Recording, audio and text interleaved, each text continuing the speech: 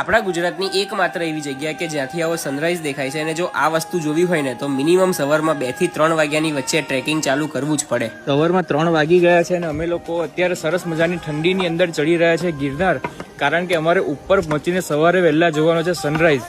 શું કહેશો? સૂર્યોદય જોવાનો છે અને દત્તાત્રેય ભગવાનના ગુરુ શિખરથી દર્શન કરવાના છે. તો ભાઈ એક્ઝેક્ટ 6:30 અમે બસ ગોરખનાથ પહોંચવા આવ્યા છીએ અને સનરાઈઝ પણ થવાની એકદમ તૈયારીમાં છે.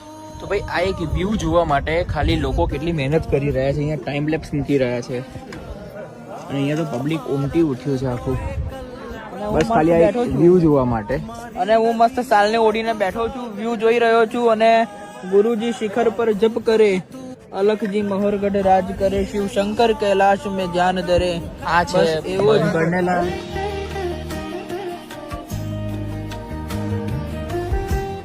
તો ભાઈ 10,000 પગથિયા પૂરા થઈ ગયા છે. કેવું છે બધું? થાકી ગયો છું, હાંફી રહ્યો છું. તો ભાઈ 10,000 પગથિયા ચડ્યા અને 10,000 પગથિયા ઉતર્યા. તો ભાઈ કેવું લાગ્યું? જબરદસ્ત લાગ્યું. તમારામાં તાકાત હોય તો જ આવા બધા એક્સપેરિમેન્ટ કરવા, નહીતર ના આવું. બાકી ન કરવા. ખરેખર આપણે ગુજરાતી છે, ખાધે પીધે જલસા, પોતાના ઘેર ખાઈ પીને હોઈ જવું. જય ગિરનારી. જય જય ગરવી ગુજરાત.